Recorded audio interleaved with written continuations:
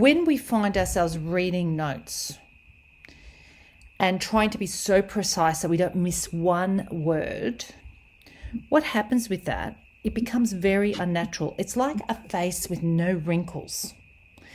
And it looks a little bit artificial and there's no character. Now, not to say that you should speak in a way that it's got lots of ums and ahs and stopping and starting and not sounding sure of yourself. Not to mean that.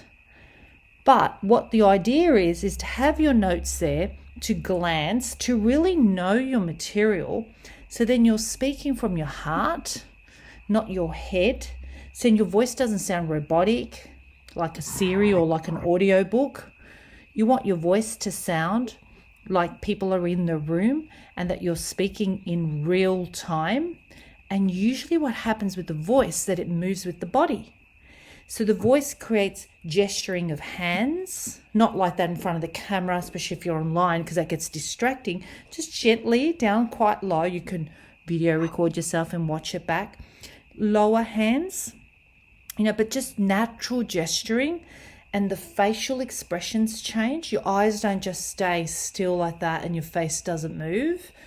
You want to be able to move your face with your voice, your hands, so your body's relaxed, the breath is relaxed, and it's in real time.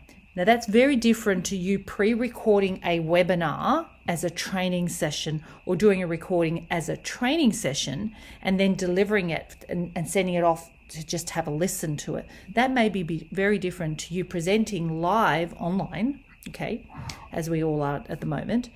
Being online, but being natural because the people are in the room and they are talking to a human being, not a machine or a recording.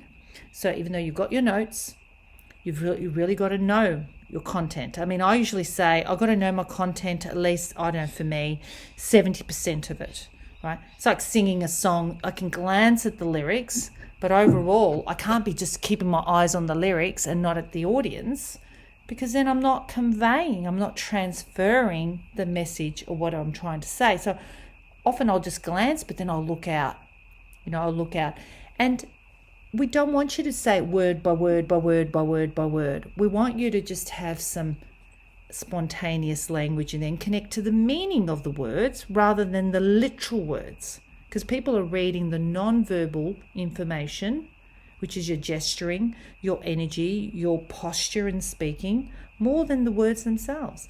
They're checking out whether you're committed, whether you really like what you say, and whether you mean what you say.